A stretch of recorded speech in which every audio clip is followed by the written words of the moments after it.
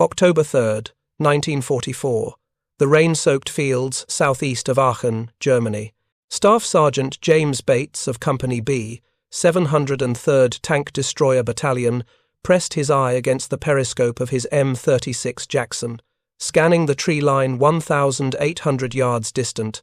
His loader had just chambered an M82 armor-piercing round into the breech of their 90mm gun, the metallic clang echoing inside the cramped turret. Through the magnified optics, Bates spotted what his crew had been warned to expect but dreaded encountering.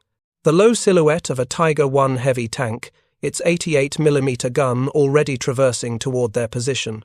The German tank represented everything American tankers had learned to fear.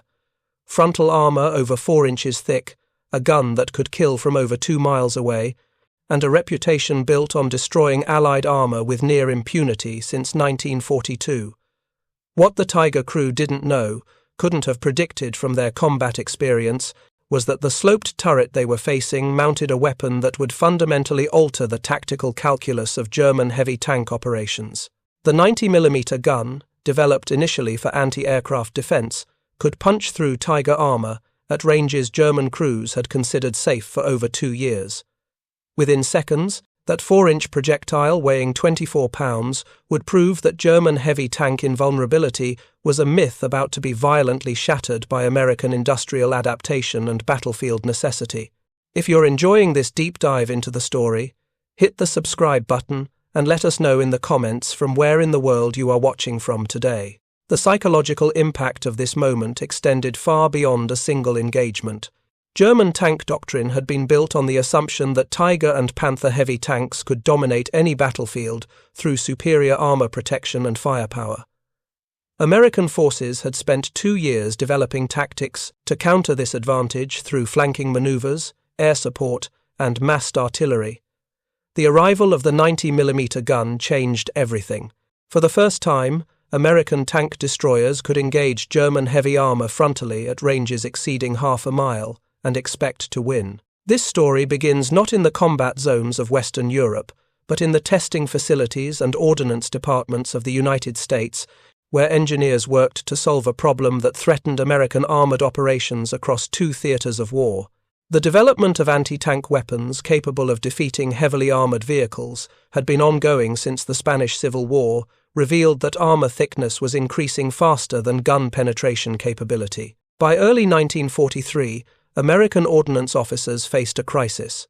Intelligence reports from North Africa and the Eastern Front confirmed that Germany was deploying tanks with frontal armor exceeding 100mm in thickness.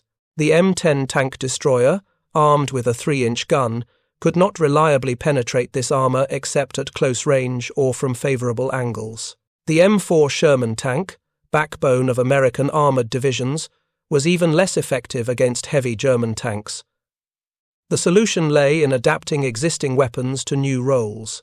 The 90mm anti-aircraft gun, designated M1, had entered service in 1940 and quickly established itself as the most effective American heavy anti-aircraft weapon. The gun fired a 24-pound projectile at a muzzle velocity of 2,700 feet per second, sufficient to engage aircraft at altitudes exceeding 30,000 feet. Ballistic calculations suggested this same gun could penetrate heavy tank armor if adapted for ground combat. The United States Army Ordnance Department initiated development of a self-propelled mount for the 90mm gun in early 1943. The project faced immediate technical challenges. The gun's substantial recoil. Forces required a mount capable of absorbing tremendous shock loads without damaging the vehicle chassis or injuring the crew. The ammunition was large and heavy, limiting how many rounds could be carried. The gun's physical dimensions required a large turret, making the vehicle potentially vulnerable to enemy fire. Engineers at the Fisher Tank Arsenal in Detroit worked through these problems systematically. They selected the M10 tank destroyer chassis as the foundation, recognizing its proven automotive components and adequate armor protection.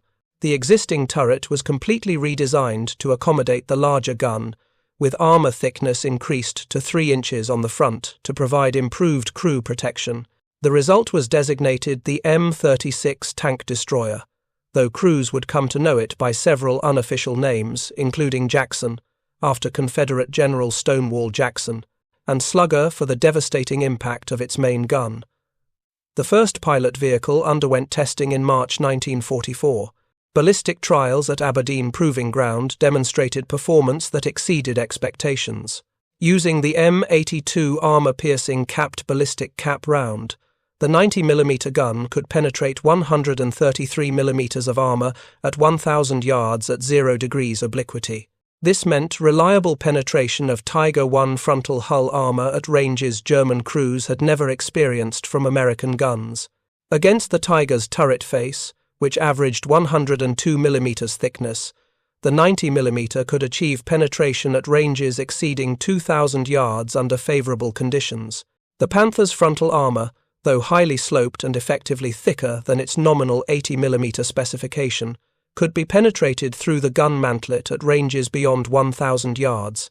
These ballistic capabilities represented a quantum leap in American anti-tank firepower. Production of the M36 began in April 1944 at manufacturing facilities across the American industrial base. Fisher Tank Arsenal in Grand Blanc, Michigan produced vehicles on converted M10A1 hulls. Montreal Locomotive Works in Canada built M36B1 variants using Sherman hulls. Massey Harris Company facilities contributed additional production capacity. By September 1944, production reached approximately 300 vehicles per month, a rate that would continue through the end of European combat operations. The M36's deployment to Europe began in September 1944, with the first vehicles reaching frontline Tank Destroyer Battalions in France and Belgium. The 703rd Tank Destroyer Battalion received their M36S in late September, becoming one of the first units to operate the vehicle in combat. Crew training on the new weapon system had been minimal. Most tank destroyer crews had experience with the M10 and its 3-inch gun, but the 90mm was substantially different in every respect. The ammunition weighed nearly twice as much as 3-inch rounds, requiring different handling techniques and physical conditioning. The gun's recoil was powerful enough to injure careless crew members. The vehicle's greater weight and size affected mobility and made it more visible to enemy observers. Crews learned these lessons quickly, often under combat conditions that left little margin for error. The tactical employment of the M36 reflected established American tank destroyer doctrine, which emphasized mobility, concealment, and engagement at maximum effective range. Tank destroyer units were trained to operate independently of armored divisions, moving rapidly to threatened sectors and establishing ambush positions along likely enemy armor routes of advance. The vehicles would remain concealed until enemy tanks approached, then engage from carefully selected firing positions that maximized their firepower advantage while minimizing exposure to return fire. German heavy tank doctrine, by contrast, emphasized frontal assault and the psychological impact of seemingly invincible armor. Tiger and Panther crews had been trained to advance boldly, confident that their frontal armor could withstand most enemy anti-tank weapons at combat ranges. This doctrine had proven effective against Soviet, British, and American forces throughout 1943 and the first half of 1944. The arrival of the 90mm gun would force a fundamental reassessment of this tactical approach. The first significant engagement between M36 tank destroyers and Tiger tanks occurred during the Allied advance toward Aachen in early October 1944. The city, the first major German urban center to face Allied assault, was defended by experienced Wehrmacht and SS units equipped with heavy armor. American forces approaching from the west encountered strong resistance from dug-in positions and armored counterattacks designed to halt the Allied advance. On October 3rd, elements of the 703rd Tank Destroyer Battalion moved into positions southeast of the city to provide overwatch for advancing infantry and armored units.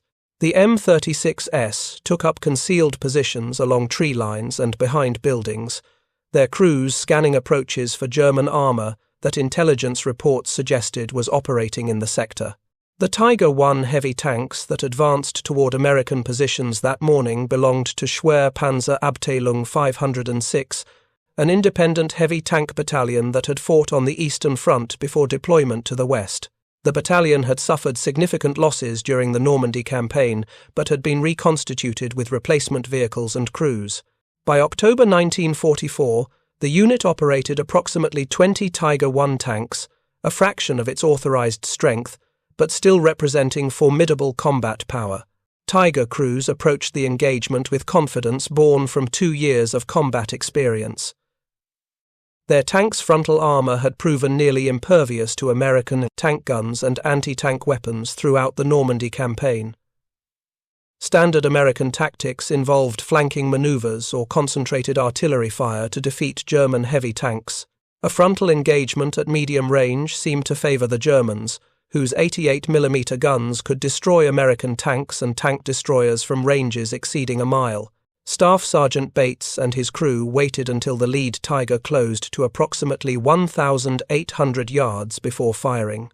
The 90mm gun roared, its muzzle blast kicking up dust and debris around the concealed M36.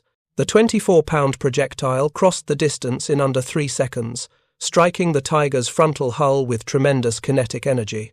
The armor-piercing round penetrated the Tiger's glacis plate, which at 102mm thickness had never been defeated frontally by American tank guns at this range.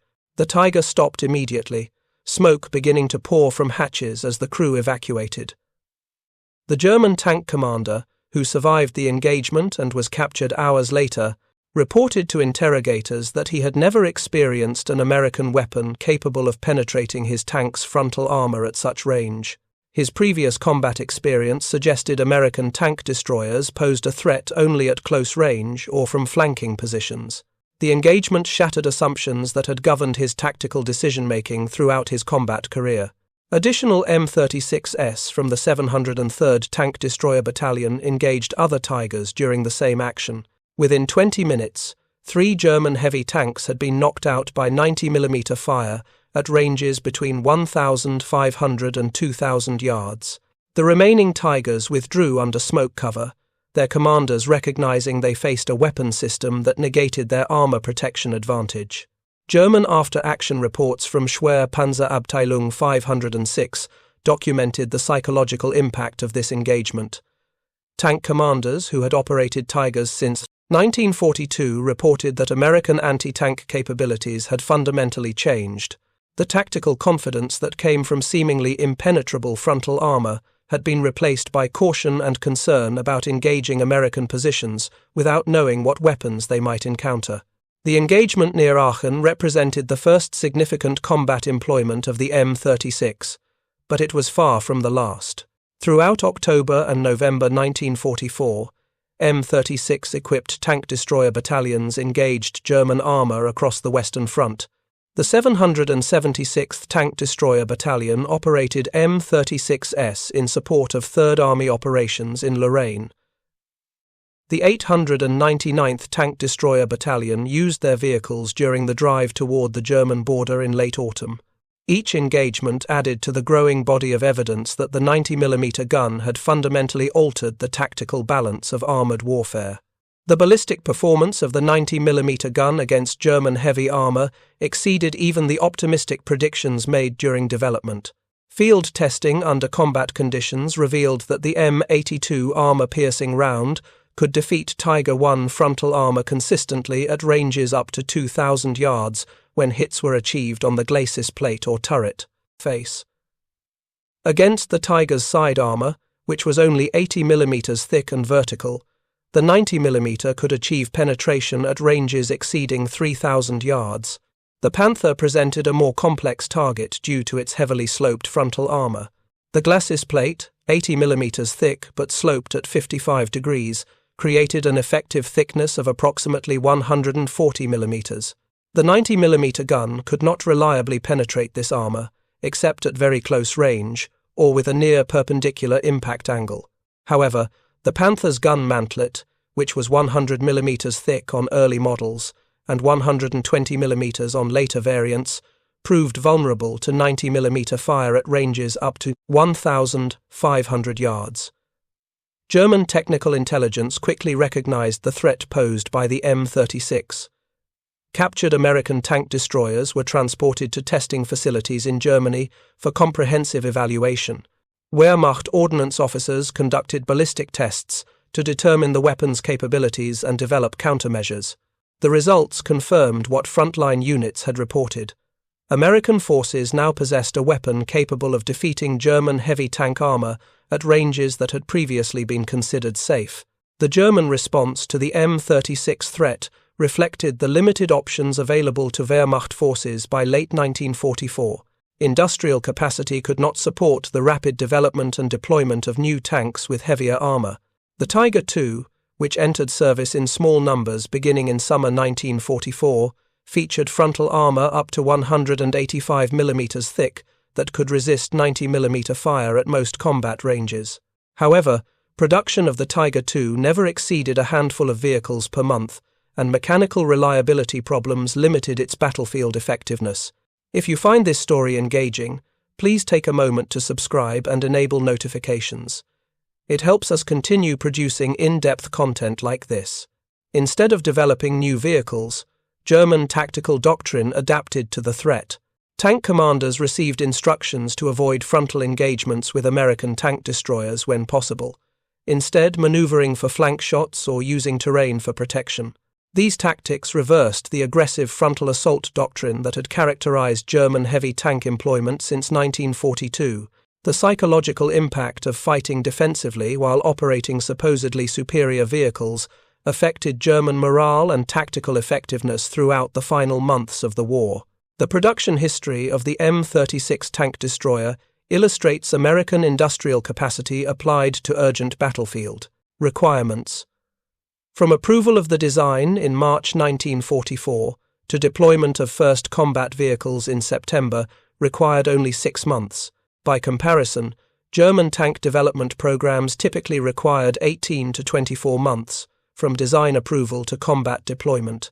Even for vehicles using existing components and subsystems, American factories produced 1,413 M36 tank destroyers between April 1944 and May 1945, with production peaking at over 300 vehicles per month in late 1944. This production occurred simultaneously with continued manufacture of M10 tank destroyers, M4 Sherman tanks in multiple variants, and thousands of other armored vehicles. The industrial infrastructure supporting this output included component suppliers, ammunition manufacturers, and the logistical system necessary to transport vehicles and spare parts to combat zones. Germany, by late 1944, could not match this industrial performance. Total German tank and assault gun production for all of 1944 reached approximately 19,000 vehicles, a figure that included all tank types from light reconnaissance vehicles to Tiger II heavy tanks. American production of Sherman tanks alone exceeded 17,000 vehicles in 1944, not counting tank destroyers, light tanks, or armored cars. The ammunition supply for 90mm guns presented logistical challenges that American ordnance departments managed through careful planning and massive industrial output. Each M36 tank destroyer carried 47 90mm rounds in its combat load, a mix of armor-piercing, high-explosive, and smoke projectiles. Tank destroyer battalions required continuous ammunition resupply to maintain combat effectiveness, particularly during sustained operations. American ammunition production facilities manufactured approximately 1.5 million 90mm projectiles during 1944 and 1945, supporting both anti-aircraft and anti-tank applications. This output required hundreds of thousands of tons of steel, copper, explosives, and other materials, all delivered through supply chains that stretched from American factories to frontline units in Europe and the Pacific. The logistical system that made this possible represented industrial capacity that Germany could not hope to match even before strategic bombing intensified. The tactical integration of M36 tank destroyers into American combined arms operations demonstrated doctrinal flexibility and responsiveness to battlefield conditions. Tank destroyer battalions operated semi-independently, receiving mission orders from corps or division headquarters and maneuvering to support operations as needed. This organizational structure allowed rapid concentration of anti-tank firepower at threatened points, a flexibility that proved valuable during German counterattacks in the Ardennes in December 1944. The Battle of the Bulge, Germany's last major offensive in the West, began on December 16, 1944. German forces attacked through the Ardennes forest with the objective of splitting Allied armies and capturing the vital port of Antwerp. The offensive employed substantial armoured forces, including Tiger and Panther tanks, King Tiger heavy tanks, and numerous assault guns. German commanders hoped that surprise, winter weather that grounded Allied aircraft, and overwhelming force at the point of attack would enable a breakthrough comparable to their 1940 success in France. American Tank Destroyer Battalions equipped with M36s played crucial roles in blunting German armoured attacks throughout the battle. The 703rd Tank Destroyer Battalion, which had been among the first units to receive M36s in September, engaged German armour near Streetvith in the northern sector of the Bulge. The 814th Tank Destroyer Battalion operated M36s in defence of Bastogne, the critical road junction that became the focus of German offensive efforts in the southern sector. On December 21st, elements of the 814th Tank Destroyer Battalion engaged King Tiger tanks from schwere SS Panzer-Abteilung 501 near the village of Chaumont, southeast of Bastogne. The King Tiger, Germany's heaviest production tank, weighed 70 tons and featured frontal armour up to 185 mm thick. Its 88 mm KBUK 43 litres, 71 gun, could penetrate any Allied tank at ranges exceeding 2 miles. The M36 crews faced the most heavily armoured vehicles they had yet encountered. The tactical situation favoured the defenders. American tank destroyers occupied concealed positions along tree lines overlooking the road approaches to Bastogne. The King Tigers, advancing in column formation on the narrow road, presented flank shots to the waiting M36s. The 90 mm guns could not reliably penetrate King Tiger frontal armour at combat ranges. The glacis plate was 150 mm thick and sloped at 50 degrees, creating an effective thickness exceeding 230 mm. However, the King Tiger's side armour was only 80 mm thick and nearly vertical. At ranges of 800 to 1,000 yards, the M36's armour-piercing rounds penetrated this armour with devastating effect. 3 King Tigers were knocked out in the initial engagement, their crews abandoning the vehicles as ammunition fires spread through the fighting compartments. The remaining German tanks withdrew, unable to manoeuvre effectively on the narrow roads and unwilling to accept losses to an enemy they could not effectively engage. German after-action reports noted with frustration that American tank destroyers could defeat even the heaviest German armour when tactical conditions favoured the defender. The Ardennes offensive ultimately failed to achieve its strategic objectives. By early January 1945, American forces had contained the German penetration and begun counterattacks to restore the original front lines. The offensive cost Germany approximately 100,000 casualties and over 600 armoured vehicles, destroyed or abandoned, losses that could not be replaced. American casualties were also substantial, but replacement soldiers and equipment arrived continuously from the United States, maintaining combat strength despite heavy fighting. The contribution of M36 tank destroyers to the American defensive effort in the Ardennes has been documented through unit records, after-action reports, and veteran accounts. The 703rd Tank Destroyer Battalion reported destroying or disabling 42 German armoured vehicles during December 1944 and January 1945, most at ranges exceeding 1,000 yards. The 814th Tank Destroyer Battalion claimed 37 German tanks and assault guns destroyed during the same period. These figures represent confirmed kills supported by physical evidence or multiple witness reports, not speculative claims. German forces withdrew from the Ardennes Bulge in late January 1945, falling back to defensive positions along the Siegfried Line and the western German border. The offensive had consumed Germany's remaining strategic reserves of fuel, ammunition, and trained personnel. Wehrmacht forces in the west would fight defensive battles for the remaining months of the war, lacking the strength for major counterattacks. American forces resumed offensive operations in February 1945, attacking through the Siegfried Line fortifications and advancing toward the Rhine River. M36 tank destroyers supported these operations, providing overwatch for infantry assaults on bunker complexes and engaging German armor that attempted to interfere with bridge-building operations. The crossing of the Rhine at Remagen on March 7, 1945, when American forces captured the Ludendorff Bridge intact, opened the way for rapid advance into central Germany.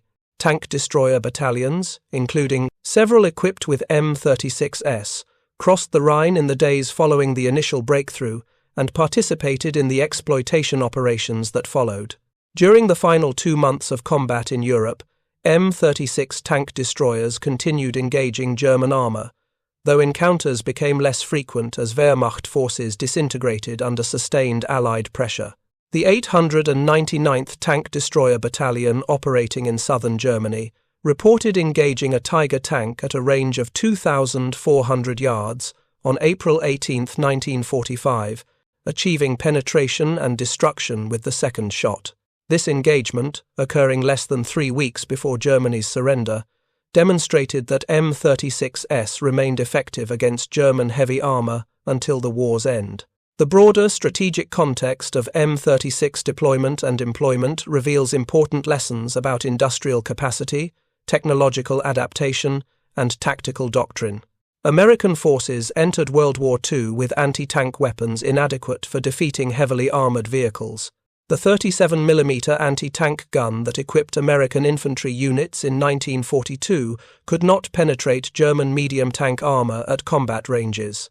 The development and deployment of progressively more powerful weapons, from the 3-inch gun to the 76mm gun to the 90mm gun, reflected systematic response to battlefield requirements. Each improvement required industrial retooling, ammunition development, crew training, and logistical support.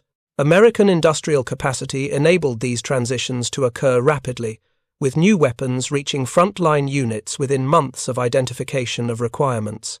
German forces, by contrast, developed effective weapons but could not produce them in quantities sufficient to affect battlefield outcomes.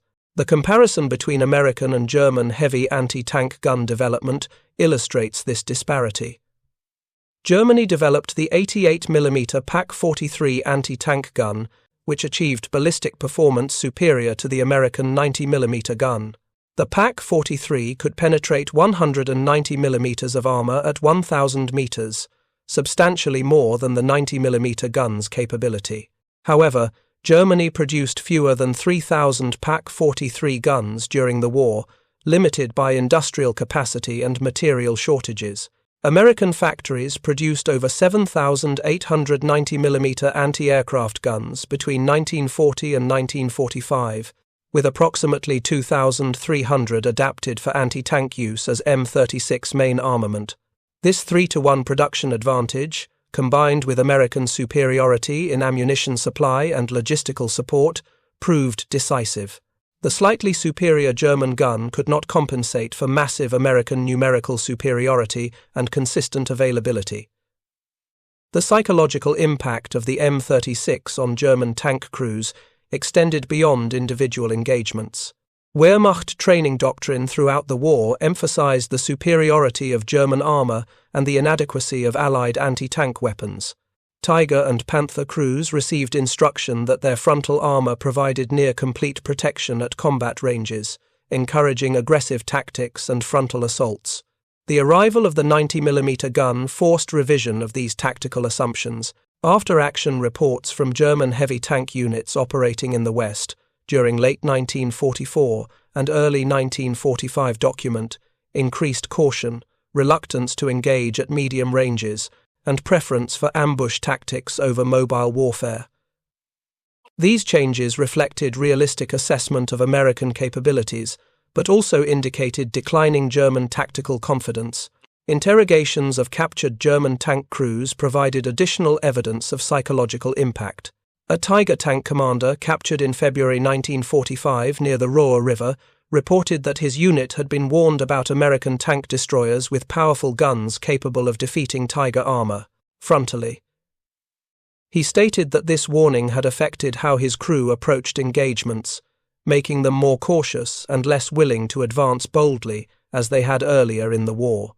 Another German officer, captured during the Rhine crossing operations in March 1945, described the frustration of commanding Panther tanks that theoretically possessed superior characteristics to American armor, but could not exploit these advantages due to fuel shortages, mechanical unreliability, and American firepower superiority. He noted specifically that American tank destroyers armed with 90mm guns had eliminated the tactical advantage German heavy tanks had enjoyed during 1943 and early 1944. The technical development path that led to the M36 tank destroyer demonstrates the value of systematic weapons development and willingness to adapt existing systems to new requirements. The 90mm anti-aircraft gun existed as a mature, proven weapon system when American ordnance officers recognized the need for more powerful anti-tank guns. Rather than developing an entirely new weapon, which would have required years, engineers adapted the existing gun to ground combat application. This approach, repeated across numerous American weapon systems during the war, enabled rapid deployment of effective equipment. The time from initial concept to combat deployment for the M36 was approximately 18 months, remarkably short for a major weapons system. German tank development programs, by comparison, typically required 3 to 4 years from initial design to combat deployment, even for vehicles using existing components. The M36's combat record in Europe, compiled from unit records and after-action reports, indicates destruction of approximately 500 German armoured vehicles between September 1944 and May 1945. This figure includes Tigers, Panthers, and various assault guns and tank destroyers. The kill-to-loss ratio for M36-equipped units averaged approximately 3-to-1, meaning M36s destroyed 3 German armoured vehicles for each M36 lost to all causes. These statistics compare favourably to other American anti-tank systems. The M10 tank destroyer, armed with the 3-inch gun, achieved a kill-to-loss ratio of approximately 2-to-1 against German armour. The M4 Sherman tank, armed with the 76mm gun, achieved roughly 2-to-1 against German medium and heavy tanks. The M36's superior performance reflected its ballistic advantages and the tactical employment doctrine that emphasized long-range engagement. The cost analysis of M36 production and operation reveals the economic dimension of armored warfare. Each M36 tank destroyer cost approximately $55,000 to manufacture in 1944, including the vehicle hull, turret, main gun, and auxiliary equipment. This compared to approximately $45,000 for an M4 Sherman tank and approximately $65,000 for an M26 Pershing heavy tank. German armour production costs are difficult to calculate precisely due to incomplete records and the complexity of the German economic system, but available evidence suggests a Tiger I cost approximately 300,000 Reichsmarks to produce, equivalent to roughly $120,000 at wartime exchange rates. A Panther cost approximately 117,000 Reichsmarks, or about $47,000. These figures do not include development costs, which were substantially higher for German vehicles due to their greater technical complexity. The economic comparison demonstrates that American forces could deploy approximately 2 M36 tank destroyers for the cost of 1 Tiger tank, while achieving superior tactical results through better reliability, ammunition supply, and combined arms integration. Germany's investment in technically sophisticated but expensive and unreliable heavy tanks represented misallocation of limited industrial resources, a strategic error that American Doctrine deliberately avoided. The legacy of M36 employment in World War II influenced post-war American tank destroyer doctrine and armoured vehicle development. The immediate post-war period saw continued production of M36s, with the vehicle remaining in service with American forces until the early 1950s.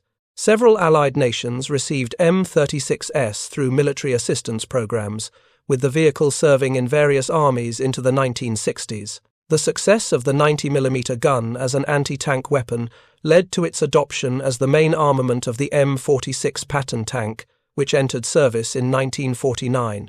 The M46 represented the first American medium tank designed from the beginning with a gun capable of defeating heavy armor at long range. This design philosophy, directly informed by M36 combat experience, influenced all subsequent American tank development. The Korean War, which began in June 1950, saw limited employment of M36 tank destroyers by American forces. The vehicle's main gun proved highly effective against North Korean T-34-85 tanks, achieving reliable penetration at ranges exceeding 1,500 yards. However, the M36's open-topped turret made it vulnerable to artillery and mortar fire in the mountainous Korean terrain, limiting its tactical utility. Several foreign armies employed M36 tank destroyers in post-World War II conflicts. Yugoslav forces used M36s during the wars of the 1990s in the former Yugoslavia, demonstrating that the vehicle's main gun remained effective against modern light armor and fortifications, despite being 5 decades old. Iranian forces operated M36s during the Iran-Iraq War of the 1980s, using the vehicles primarily in static defensive positions. The broader historical significance of the M36 tank destroyer extends beyond its tactical employment to questions of industrial mobilization and technological adaptation during total war. The United States entered World War II with armored forces equipped with weapons adequate for 1940 but insufficient for 1943 and 44. The systematic development and deployment of improved weapons, including the M36, demonstrated industrial capacity and organizational flexibility that Germany could not match. This pattern repeated across all categories of military equipment. American forces consistently received improved weapons as combat experience revealed deficiencies, while German forces often fought with weapons designed before the war or early in the conflict.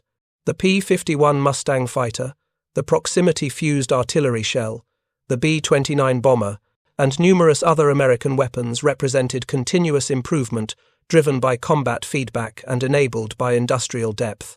German forces developed comparable or superior weapons in many categories, but could not produce them in quantities necessary to affect strategic outcomes. The Me-262 jet fighter was technologically superior to any Allied aircraft, but entered service too late and in too few numbers to influence the air war.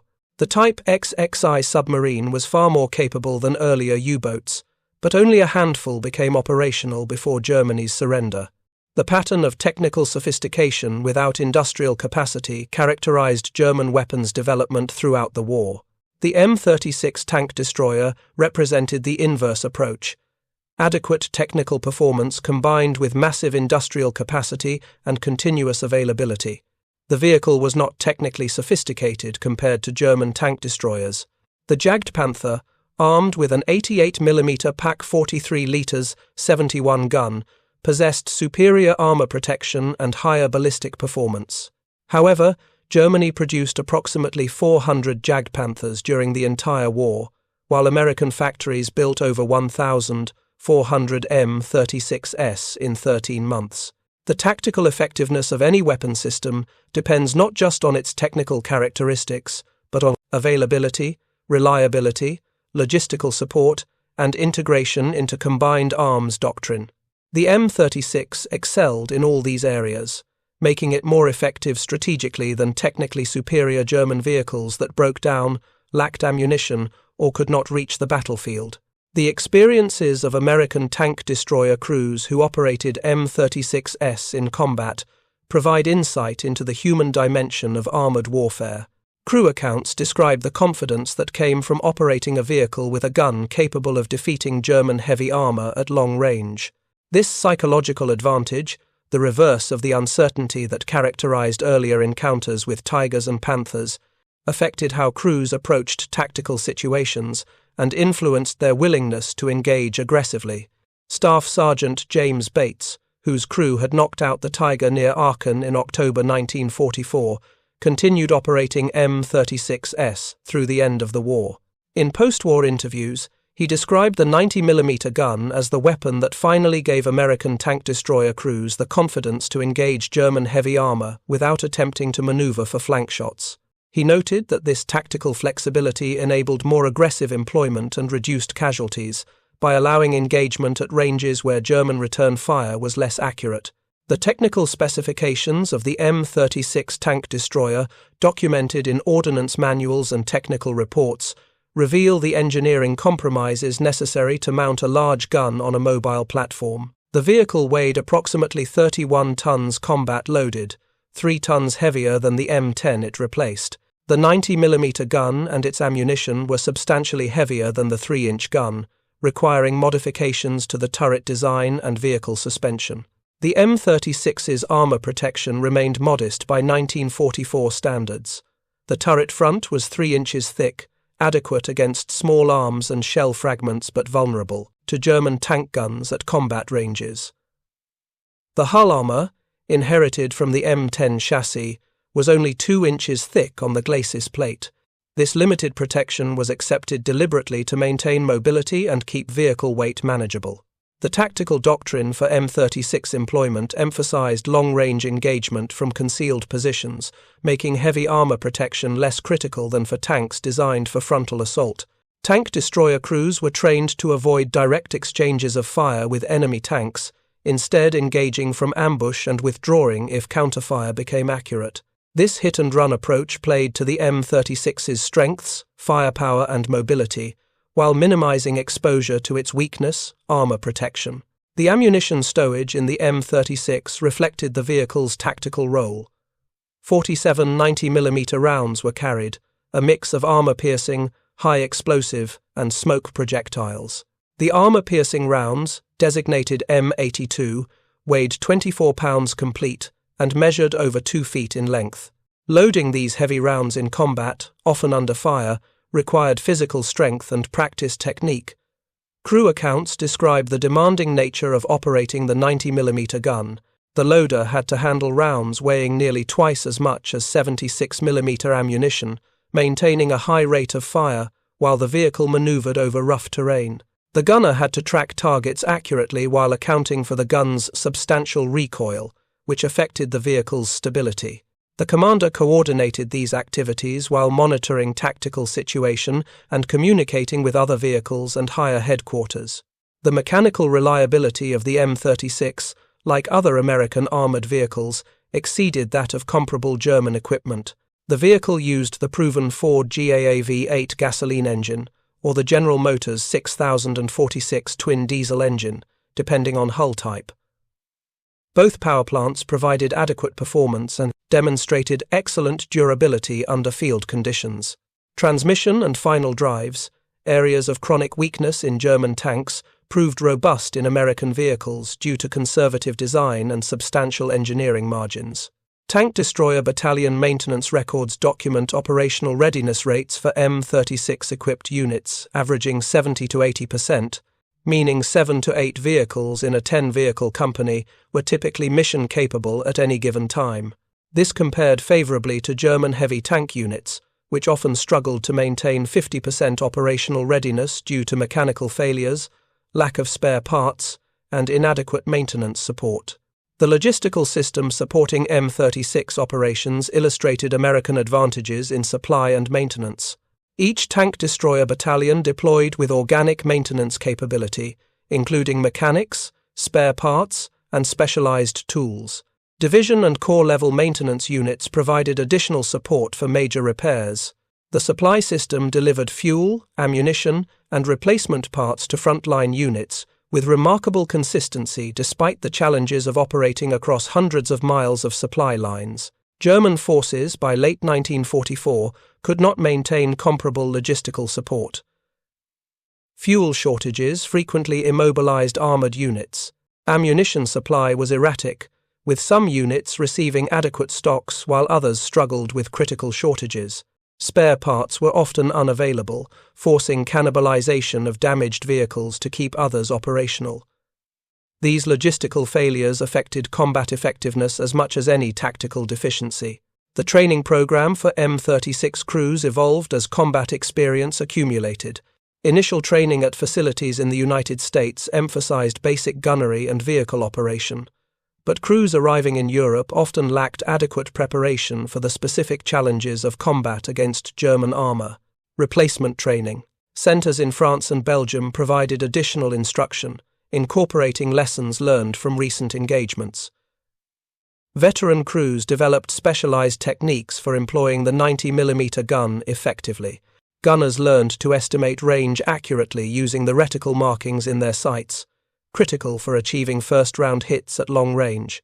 Loaders developed efficient ammunition handling procedures to maintain high rates of fire. Commanders refined their ability to select firing positions that provided good fields of fire while offering concealment and covered withdrawal routes. The tactical integration of M36s into combined arms operations demonstrated the flexibility of American armored doctrine. Tank Destroyer Battalions operated semi-independently, but coordinated closely with infantry divisions, armored divisions, and corps artillery. This organizational structure allowed rapid concentration of anti-tank firepower when German armor threatened, while avoiding the rigid organization that characterized German armored formations. During defensive operations, M36s typically deployed in mutually supporting positions covering likely enemy armor approaches. During offensive operations, they followed attacking infantry and armor formations, ready to engage German tanks that attempted to interfere with the advance. This flexible employment, responding to tactical situation rather than following rigid doctrine, maximized the M36's combat effectiveness. The final accounting of M36 performance in World War II, based on comprehensive analysis of unit records and historical research, confirms the vehicle's significant contribution to American armored operations. The tank destroyer proved highly effective in its designed role of engaging German armor at long range, achieved favorable loss exchange ratios against superior German vehicles, and provided American commanders with a reliable capability for defeating heavy tanks that had previously posed serious problems. More broadly, the M36 demonstrated that industrial capacity, systematic weapons development, and sound tactical doctrine could overcome initial technical disadvantages. American forces entered combat in 1942 with tanks and anti-tank guns inferior to German equipment. By 1944, through sustained investment in weapons development and massive industrial mobilization, American forces possessed firepower advantages in most categories. The story of the M36 tank destroyer is ultimately a story about industrial war and the decisive role of production capacity in modern conflict. Germany's technical sophistication and tactical skill could not overcome American advantages in manufacturing capability, resource availability, and logistical support. The 90mm gun that shattered German assumptions about heavy tank invulnerability was simply one manifestation of this broader industrial superiority. Thank you for watching. For more detailed historical breakdowns, check out the other videos on your screen now, and don't forget to subscribe.